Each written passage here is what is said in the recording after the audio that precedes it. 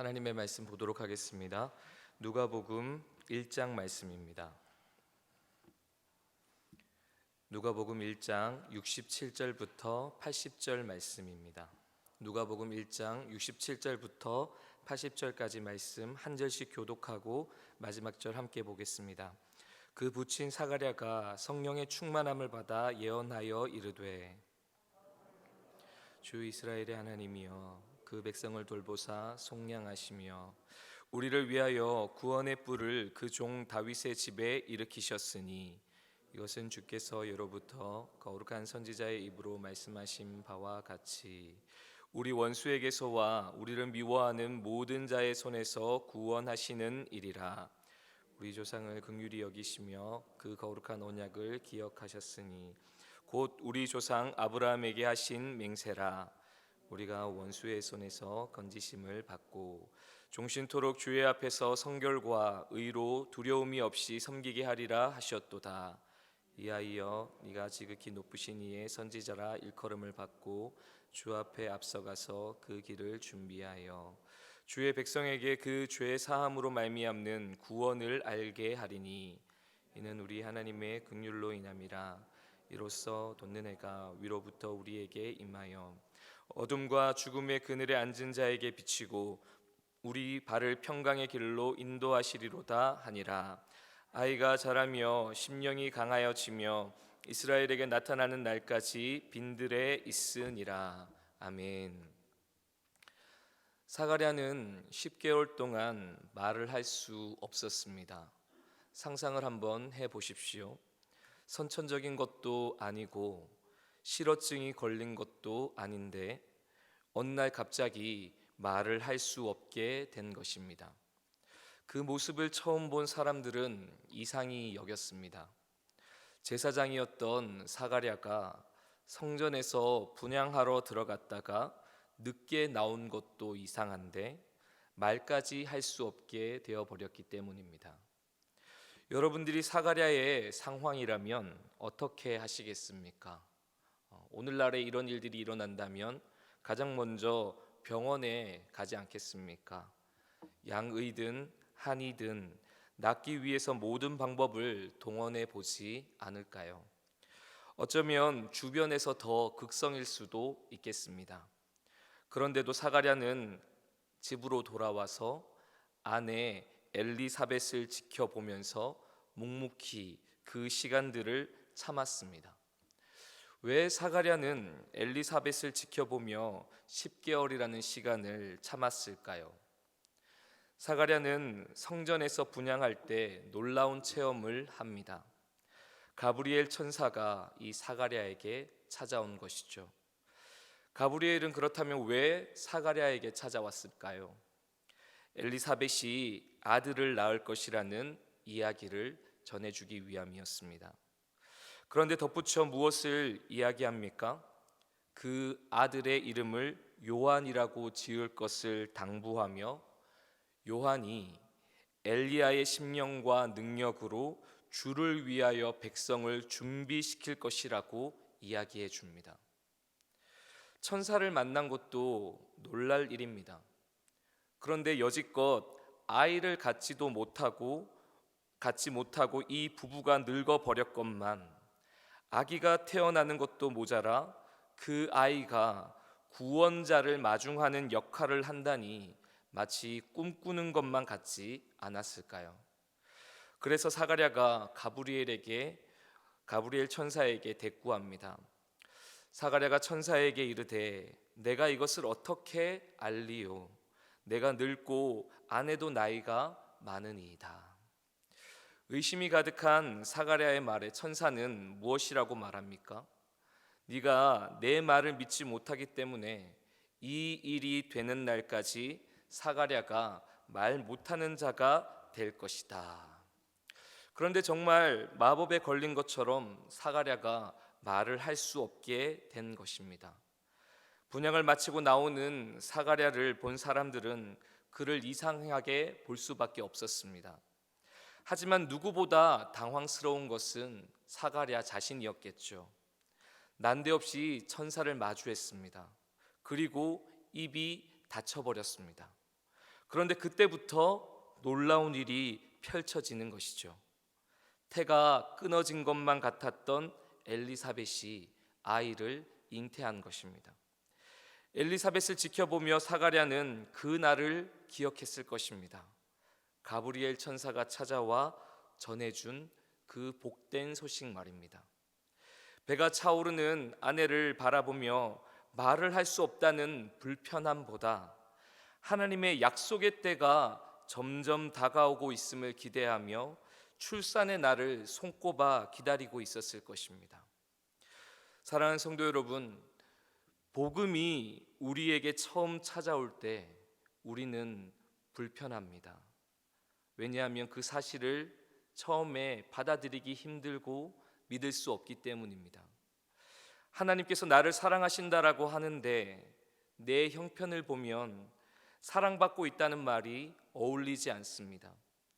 현실은 열등감과 우월함 사이에서 만족하지 못한 채 괜찮은 척하며 살 때가 많습니다. 그렇게 포기하는 것들도 또한 많이 있습니다. 아브라함과 사라가 이삭을 낳게 될 것이란 말에 어이없어 웃었던 것처럼 말입니다. 상상하면 기분 좋은 일이지만 현실을 바라보면 불가능한 일이기 때문입니다. 그런데 여러분, 복음이 우리에게 찾아와서 잉태하기 시작하면 어떻게 될까요? 불편함 속에서 변화가 일어납니다. 믿음이 자라기 시작합니다. 하나님의 사랑이 지금도 여전히 날 향하고 있음을 느낄 수 있습니다. 주어진 삶에 만족해야 하며 더 나은 미래를 향해 소망을 갖습니다. 그리고 도전해 봅니다. 여러분, 삼손을 한번 생각해 볼까요? 그는 블레셋의 노예가 되어 두 눈이 뽑힌 채 옥에 갇혀 맷돌을 돌리는 신세였습니다. 그러나 성경은 그의 머리털이 밀린 후에 다시 자라기 시작하니라 라는 구절로 앞으로 일어날 일을 암시합니다. 블레셋 사람들 앞에서 제주를 부리며 조롱거리가 되었을 때에도 삼손은 자라나는 머리카락을 만지며 소망을 품었습니다. 하나님, 이번만 나를 강하게 하사 나의 두 눈을 뺀 블레셋 사람에게 원수를 단번에 갚게 하옵소서. 믿음은 불가능한 현실 속에서도 버티고 견딜 힘을 줍니다. 그리고 세상이 볼 수 없는 것을 보게 합니다. 바로 하나님의 영광입니다. 삼손은 이 마지막 힘을 발휘하고 죽습니다. 그러나 그의 죽음은 부끄럽지 않은 것이었죠. 왜냐하면 하나님의 위대하심이 그 삼손의 마지막 죽음을 통해 드러났기 때문입니다. 하지만 우리는 여러분, 삼손이 아니지 않습니까? 삼손처럼 어떠한 능력이 특출나지 않는데도 우리에게 과연 하나님의 위대하심이 드러날까요? 저는 드러날 수 있다라고 믿습니다. 어떻게 그것이 가능할까요? 그것은 우리 안에 역사하시는 하나님의 능력이 우리의 속사람을 변화시키고 우리의 지식과 감정과 의지까지도 고치실 수 있기 때문입니다. 하나님이 없어도 잘 살던 사람이 이제는 하나님을 찾고 의지하는 사람으로 바뀌어 갑니다. 그의 삶을 들여다보면 하나님과 동행하는 흔적이 여실히 드러납니다. 삼손의 가장 아름다웠던 때가 언제라고 생각이 드십니까? 누구도 넘볼 수 없었던 힘을 과시하던 때일까요? 사람의 눈으로 보면 그럴 것입니다. 그러나 하나님의 눈으로 보자면 제 생각에는 그의 마지막 때라고 생각합니다. 이번만 나를 강하게 하사 나의 두 눈을 뺀 블레셋 사람에게 원수를 단번에 갚게 하옵소서. 삼손이 하나님을 찾으며 이 힘을 쓰고자 하지 않습니까? 가장 약할 때가 가장 강해질 수 있을 때입니다. 왜냐하면 그때가 바로 하나님을 가장 가까이 할 수 있을 때이기 때문입니다. 복음에는 하나님의 의가 나타나서 믿음으로 믿음에 이르게 합니다. 갑자기 찾아온 가브리엘의 그 복된 소식은 의심하던 사가랴를 말을 못하도록 불편하게 만들었습니다. 하지만 그 복된 소식은 곧 의심을 삼키고 확신을 만들어 믿음으로 믿음에 이르게 하였습니다. 사랑하는 성도 여러분, 현실은 우리에게 한숨을 만들지만 하나님께서 우리에게 주신 약속은, 하나님께서 우리에게 들려주시는 그 복음은 길을 잃은 우리를 바른 길로 인도하고 계신 줄로 믿습니다. 멈춰선 우리를 다시 걷게 하고 힘겨운 우리를 끝까지 견인할 것입니다. 복음은 지금도 전파되는 곳마다 역사하고 있습니다. 지금 현장에서 예배하고 있는 이 자리뿐만 아니라 영상으로 함께 예배드리고 있는 우리 사랑하는 성도님들의 그 처소 가운데에도 하나님께서는 일하고 계시는 줄로 믿습니다. 복음을 듣는 자, 그 복음에 귀 기울이는 자에게 성령님은 오늘도 새 일을 하고 계시는 줄로 믿습니다. 여러분, 드디어 엘리사벳이 해산할 때가 되어 아들을 낳았습니다. 유대의 전통에 따라 그의 아버지나 할아버지의 이름을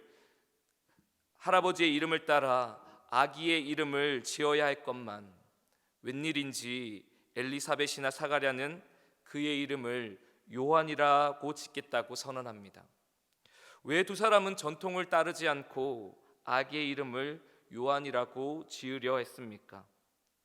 가브리엘이 전해준 그 복된 소식을 믿었기 때문입니다.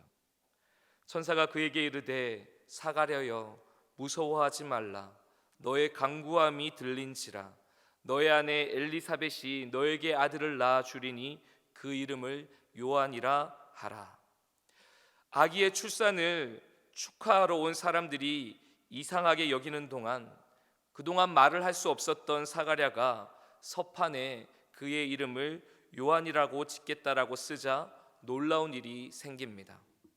사가랴의 입이 열리고 혀가 풀리며 말을 할 수 있게 된 것입니다. 그런데 그가 입이 풀리자마자 한 것이 무엇인지 아십니까, 여러분? 하나님을 찬송하는 것입니다. 64절 말씀을 보시면 이에 그 입이 곧 열리고 혀가 풀리며 말을 하여 하나님을 찬송하니. 오늘 우리가 읽은 본문은 바로 이 사가랴의 찬송의 고백 내용입니다. 과연 사가랴는 왜 하나님을 찬송했을까요? 여러분, 가장 원초적인 이유라면 아기를 가질 수 없었던 가정에 주신 귀한 생명에 대한 감사 찬송을 할 수 있었을 것입니다. 엘리사벳의 출산의 때가 다가오는 것을 보면서 사가랴는 신기하지 않았을까요? 우리에게도 이런 생명을 낳을 수 있는 경험을 허락하신 하나님께 감사하는 마음이 컸을 것입니다. 그러나 여러분, 오늘 이 사가랴가 하나님께 올려드린 이 찬송의 고백은 그런 감사의 내용이 아니죠. 그 기쁜 마음은 찬송 저변에 깔려 있었겠지만 복음서 저자인 누가는 이 세례 요한의 출산이 단순한 출산 그 이상의 의미하는 바가 있음을 알리고 싶어 합니다. 그렇다면 여러분, 이 세례 요한의 출생이 의미하는 것은 무엇일까요? 두 가지로 좀 살펴보려고 합니다. 먼저 69절 말씀인데요, 우리를 위하여 구원의 뿔을 그 종 다윗의 집에 일으키셨으니. 여러분, 여기에서 말하는 구원의 뿔이란 무엇일까요? 일단 뿔이 의미하는 바는 강함을 상징합니다. 모세가 신명기 고별 설교에서 요셉 족속을 축복한 내용인데 한번 들어보십시오. 그는 첫 숫송아지 같이 위엄이 있으니 그 뿔이 들소의 뿔 같도다. 이것으로 민족들을 받아 땅 끝까지 이르리니, 그 뿔로 들이박는다는 것이죠. 이것으로 민족들을 받아 땅 끝까지 이르리니 곧 에브라임의 자손은 만만이요 므낫세의 자손은 천천이로다. 여러분, 이 모세의 고별 설교의 요셉 족속 축복 내용을 같은 맥락으로 오늘 본문에 등장하는 이 구원의 뿔에 대입시킨다면, 이 구원의 뿔 역시 대적들을 무찌르는 들소의 강력한 뿔을 생각할 수 있습니다. 이 상징은 전쟁을 떠올리며 승리를 이야기하는 것이죠. 그런데 왜 사가랴는 세례 요한의 출생과 함께 이 구원의 뿔을 언급하고 있는 것일까요? 지금 사가랴의 가정의 분위기를 상상해 본다면 그 집에서 태어난 아기가 장차 먼 일을 내도 낼 만한 장군감이라고 들떠 있을 만한 상황이지 않겠습니까? 그러나 여러분, 사가랴의 표현을 보면 그 찬송의 이유가 자신의 아들 때문이 아님을 확인할 수 있습니다. 다시 한번 말씀을 읽어보시면 구원의 뿔을 그 종 다윗의 집에 일으키셨으니 라고 고백하고 있기 때문입니다. 사가랴는 제사장이고 그의 아내 역시 아론의 자손이었습니다. 그렇다면 다윗의 집에서 일으켜진 구원의 뿔은 누구를 가리키는 것일까요? 세례 요한이 아니라 앞으로 마리아의 몸에서 태어날 예수님을 지칭하는 것입니다. 우리는 이미 마태복음을 통해 예수님께서 아브라함과 다윗의 자손으로 오셨음을 알고 있습니다. 그런데 누가 역시 자신이 쓴 이 복음서에 이 사실을 더 구체적으로 기록하고 있습니다. 누가복음 3장 23절 말씀을 제가 읽어드리겠습니다. 예수께서 가르치심을 시작하실 때에 30세쯤 되시니라. 사람들이 아는 대로는 요셉의 아들이니 요셉의 위는 헬리요. 그런데 여러분, 거기에서 시작해 족보가 거슬러 올라가다 보면 31절에 그 위는 멜레아요, 그 위는 맨나요, 그 위는 마따다요, 그 위는 나단이요, 그 위는 다윗이요. 여러분, 누가는 3장 23절을 잘 표현해 주고 있습니다. 사람들이 아는 대로는 요셉의 아들이니. 왜 굳이 이런 문장을 삽입했을까요? 예수님은 다윗의 자손인 요셉의 아들로 족보에 기록되어졌겠지만 사실 예수님은 동정녀 마리아의 몸에 성령으로 잉태되신 분이기 때문입니다. 사가랴가 말할 수 없었던 때 그는 엘리사벳을 만나러 온 마리아를 보았습니다. 본 정도가 아니라 3개월 동안 함께했죠. 마리아는 세례 요한의 출생 때가 다 될 때까지 함께 있다가 집으로 돌아갔습니다. 그런데 성경은 3개월의 내용보다 마리아가 엘리사벳을 보러 왔을 때의 그 첫 만남을 주목하고 있습니다. 처음 마리아가 찾아왔을 때 엘리사벳은 신비한 경험을 하죠. 뱃속에 있던 아기가 뛰어논 것입니다. 또 엘리사벳이 성령의 충만함을 받아 이렇게 감탄합니다. 내 주의 어머니가 내게 나아오니 이 어찌된 일인가. 엘리사벳이 경험한 것을 사가랴는 지켜보았을 것입니다. 자신의 아내의 배가 차오르는 것과 그의 친족인 마리아가 임신한 사실, 그리고 두 사람의 만남 속에서 일어난 특별한 체험들을 바라보며 사가랴는 비록 말문은 막혀 있었지만 그날을 기억했을 것입니다. 그리고 가브리엘이 들려준 말들을 찬찬히 그리고 깊게 되새겨 보았을 것입니다. 처음에는 엘리사벳이 아들을 낳을 것이란 말에 그의 마음이 꽂혔다면, 그의 온 신경이 꽂혔다면 시간이 지날수록 이 아이가 태어남이 무엇을 의미하는지 깨닫게 되었을 것입니다. 이는 제가 말씀을 읽어드리겠습니다. 이는 그가 주 앞에 큰 자가 되며 포도주나 독한 술을 마시지 아니하며 모태로부터 성령의 충만함을 받아 이스라엘 자손을 주 곧 그들의 하나님께로 많이 돌아오게 하겠음이라. 그가 또 엘리야의 심령과 능력으로 주 앞에 먼저 와서 아버지의 마음을 자식에게, 거스르는 자를 의인의 슬기에 돌아오게 하고 주를 위하여 세운 백성을 준비하리라. 아멘. 여러분, 가브리엘 천사가 사가랴에게 들려준 내용입니다. 그렇다면 여러분, 세례 요한의 출생이 의미하는 것은 무엇을 말하는 것일까요? 바로 메시아가 곧 이 땅 가운데 오신다라는 것을 의미합니다. 구약의 말라기 선지자가 400여 년 전에 예언한 대로 그때가 된 것입니다. 약속된 구원자가 나타나는 것이죠. 눈앞에 태어난 자신의 아들을 바라보며 사가랴는 하나님의 약속이 성취되어 가는 것을 보았습니다. 그리고 하나님의 구원이 시작될 것을 예견할 수 있었습니다. 이제 시작이다. 비록 말할 수 없었지만 얼마나 벅찼을까요? 그동안 이루어져 가는 그 광경들을 바라보면서 얼마나 벅찼을까요? 세례 요한의 출생도 기쁘지만 이제 곧 마리아의 태중에 있는 그 아기께서 이 땅에 태어나 하나님의 그 구원을 이루실 것을 생각하니 입이 열린 이 사가랴가 하나님의 그 크고 놀라우신 그 위대하심을 찬송하는 것은 지극히 정상적이었다라고 저는 생각합니다. 제사장이었던 사가랴는 역사의 흐름을 알고 있었습니다.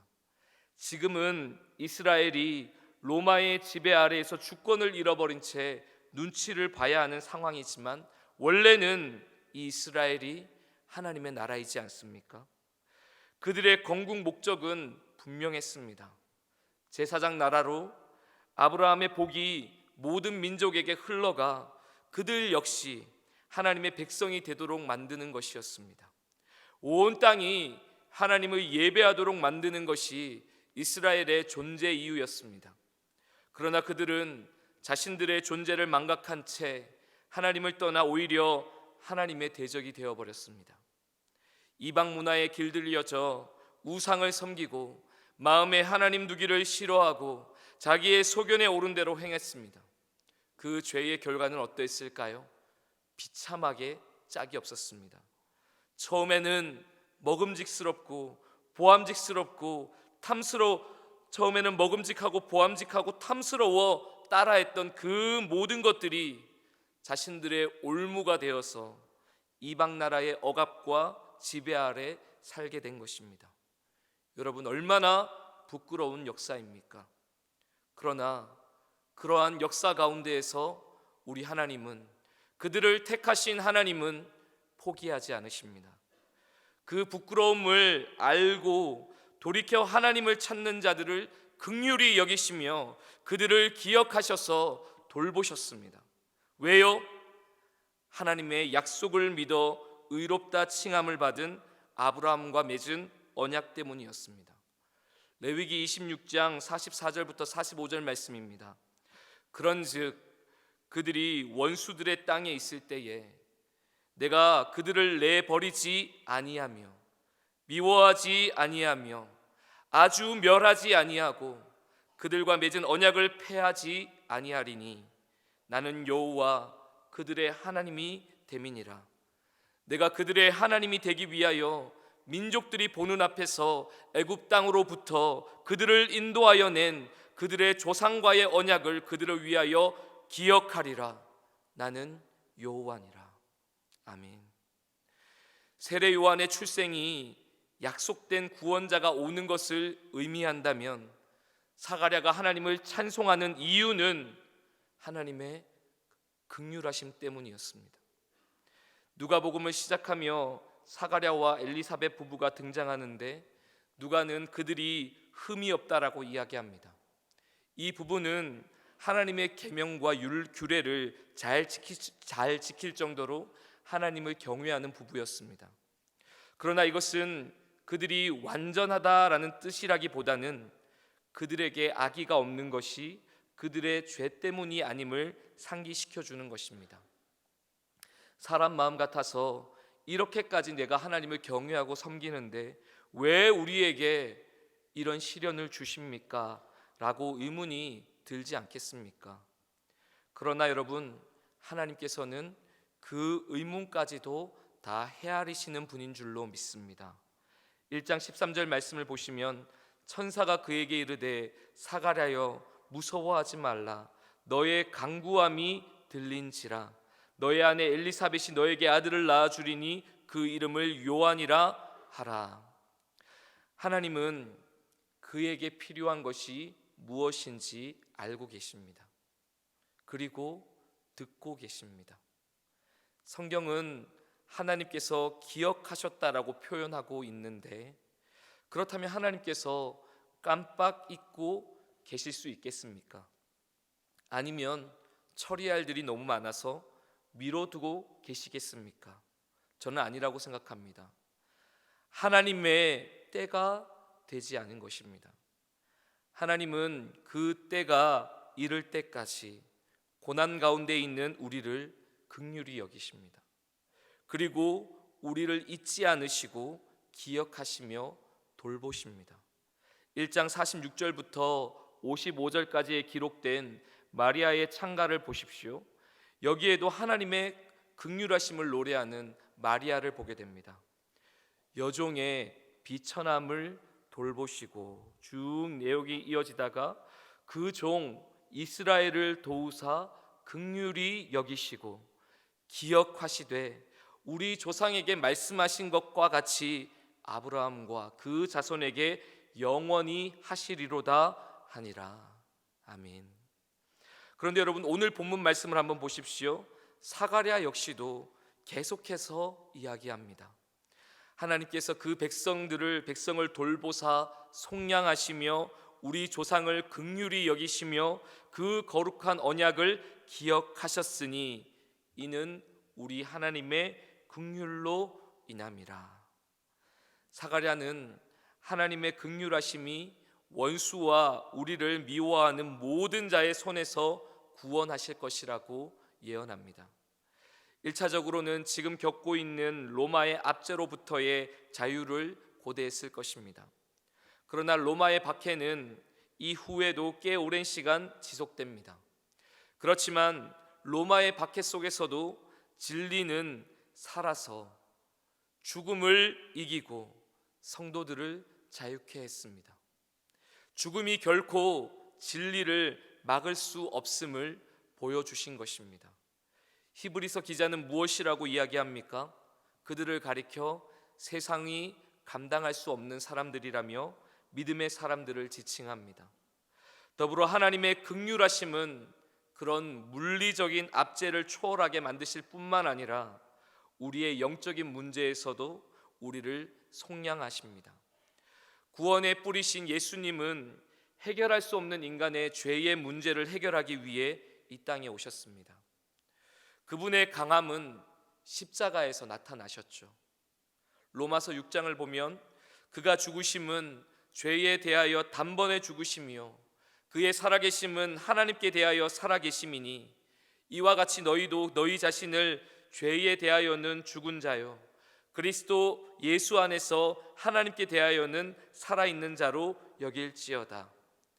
이제는 너희가 죄로부터 해방되고 하나님께 종이 되어 거룩함에 이르는 열매를 맺었으니 그 마지막은 영생이라. 아멘. 예수님은 우리에게 이 영생을 주시기 위해 이 땅에 가장 낮은 말구유, 가장 약한 아기로 이 땅에 오셨습니다. 그러나 그분의 겸손과 낮아짐은 멈추지 모르고 십자가에서 그분의 생명까지 내어주셨습니다. 우리에게 생명을 주시기 위해서 말입니다. 어린 양처럼 십자가에서 못 박혀 흘리신 그 보혈이 우리의 죄를 사하여 주시고 우리를 깨끗게 하신 것입니다. 그분의 강함은 감히 세상과는 비교할 수 없는 완전한 사랑이다라는 것입니다. 사랑하는 성도 여러분, 예수님의 생명이 우리 가운데 계심을, 우리 가운데 있음을 믿으십니까? 그렇다면 이미 우리는 하나님의 긍휼하심을 입은 자들입니다. 하나님은 우리를 잊지 않고 계시며 변함없이 돌보고 계십니다. 그리고 우리를 수렁에서 건져 실만한 물과 푸른 초장으로 인도하실 것입니다. 그분의 한이 없는 사랑으로 넉넉히 이기게 하실 것입니다. 그러므로 우리는 이 은혜를 기억하며 종신토록 주의 앞에서 성결과 의로 두려움이 없이 하나님을 섬겨야 하는 것입니다. 왜냐하면 나의 죄의 더러움 때문에, 불의함 때문에, 교만함 때문에 예수님께서 대신 죽으셨기 때문입니다. 예수님을 믿음으로 그분과 함께 죽고 다시 살아났다면, 거듭났다면 이제 우리는 나의 목적을 위해 사는 것이 아니라 내 생명을 그분의 피로 사신 예수님의 목적을 위하여서 살아야 한다라는 것입니다. 그분의 목적이 무엇입니까, 여러분? 거룩한 백성으로 살아가는 것입니다. 완성되어질 하나님의 나라를 소망하며 이 땅에서 잇대어 천국 백성으로 성령과 의로 두려움 없이, 성결과 의로 두려움 없이 하나님을 믿으며 섬겨야 하는 것입니다. 세례 요한의 출생이 의미하는 두 번째가 바로 이것입니다. 사가랴는 자신의 눈앞에 있는 아들을 바라보며 온갖 수식어를 사용하여 축복하지 않습니다. 여러분, 우리라면 눈 안에 넣어도 안 아플 만큼 그 아이를 예뻐하지 않겠습니까? 온갖 축복의 말들로 태중에 있을 때부터 그 아이를 위해서 축복하지 않습니까? 태교하지 않습니까? 그런데 사가랴는 눈앞에 나타난 그렇게 기다렸던 아기를 바라보며 그렇게 축복하지 않습니다. 오히려 그가 걸어갈 험난한 길을 예언합니다. 이 아이여, 네가 지극히 높으신 이의 선지자라 일컬음을 받고 주 앞에 가서 그 길을 준비하여. 첫 번째로 세례 요한의 출생은 메시아가 오신다라는 것을 의미했습니다. 그러나 세례 요한의 생애 역시 의미가 있었습니다. 가브리엘은 사가랴에게 요한의 출생에 대하여 이렇게 말했습니다.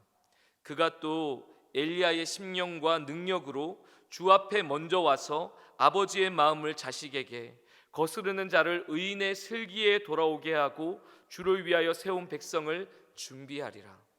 이 말을 들은 사가랴는 세례 요한의 역할이 무엇인지 알았습니다.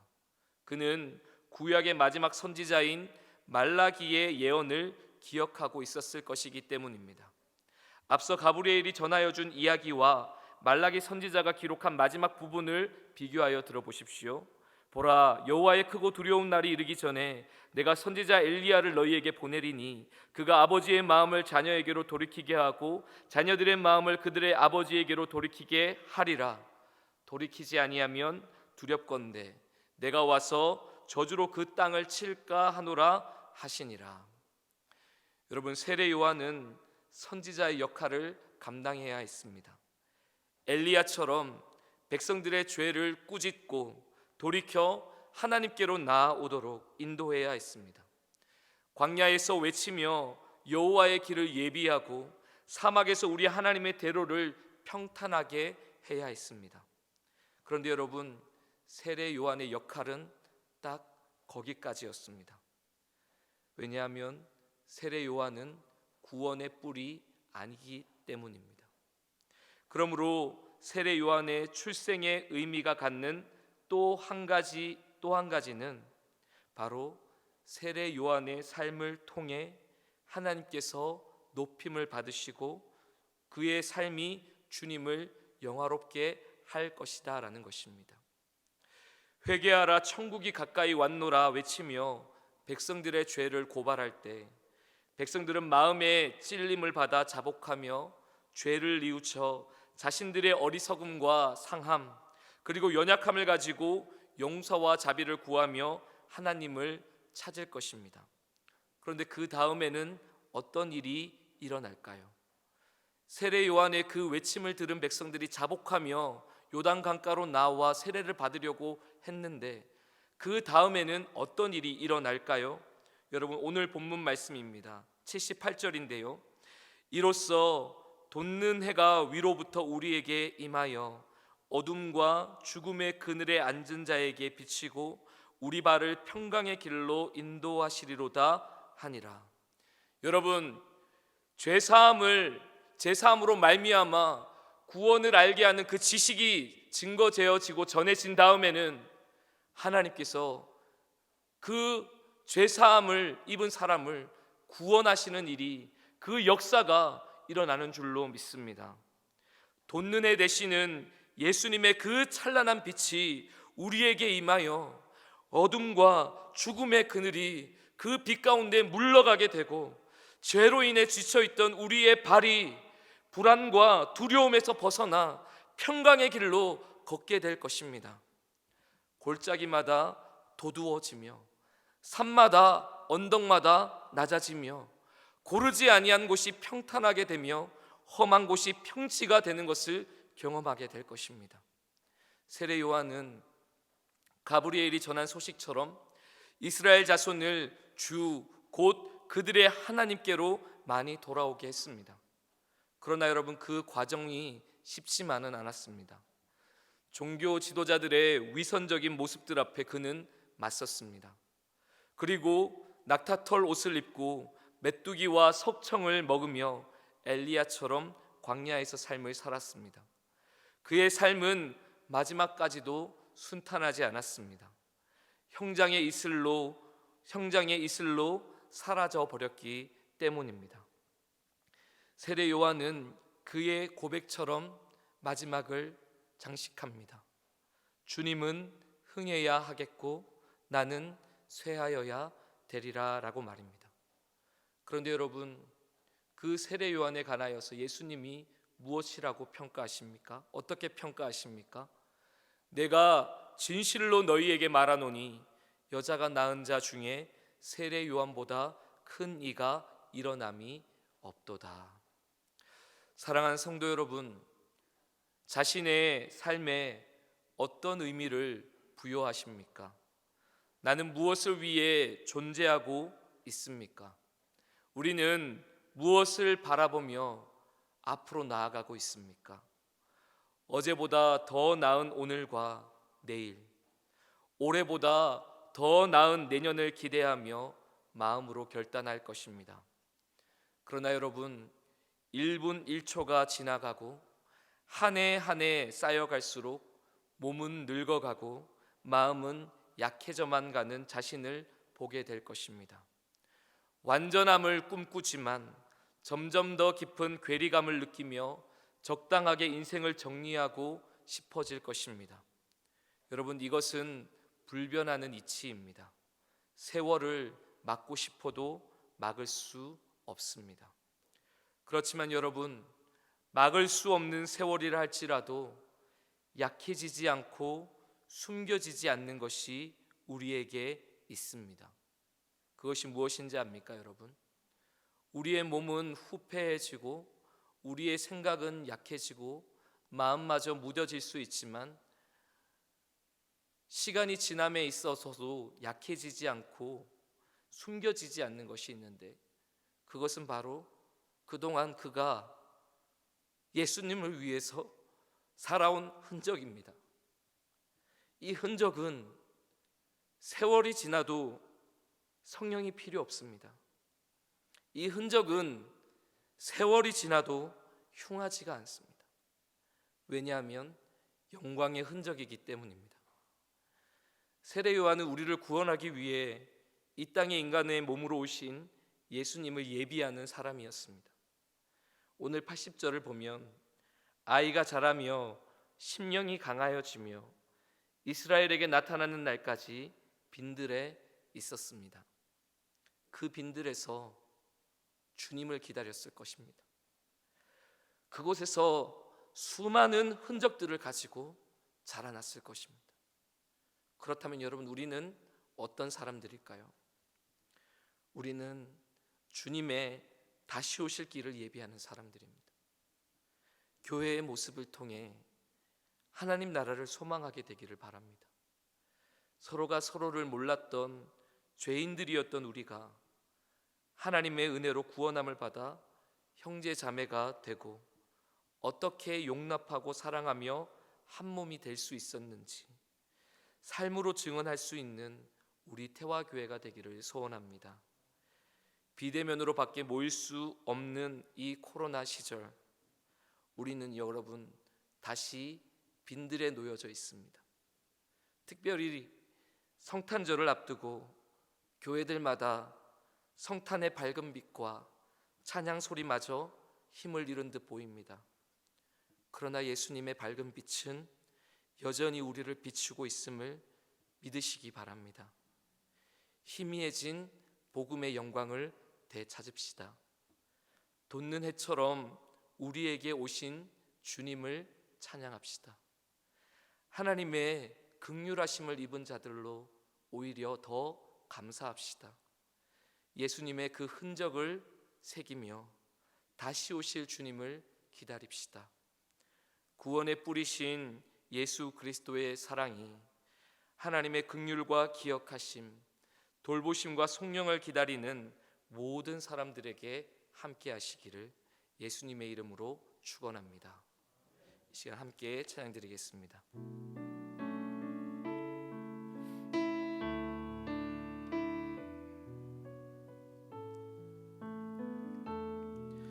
예수 우리들의 밝은 빛, 은혜와 긍휼을 베푸시는 주, 의의 길을 따라가는 주의 자녀들에게 항상 밝은 빛을 비추시네.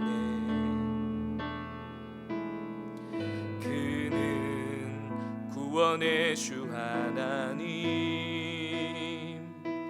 공의로 세상을 다스리시네.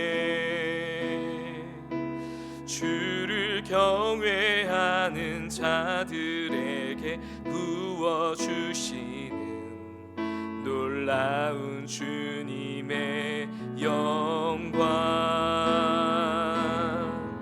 하늘에서 찬란하게 빛나는 주의 영광, 이 땅에 오셨네. 어둠을 밝히고 새 생명 주시네. 영원히 빛나는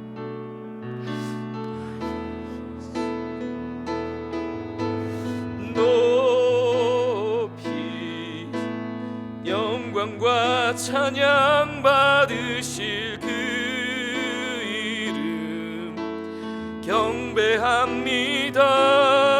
슬픔을 거두고 내게 자유 주시네. 기쁨의 노래를 영원한 나의 빈 예수께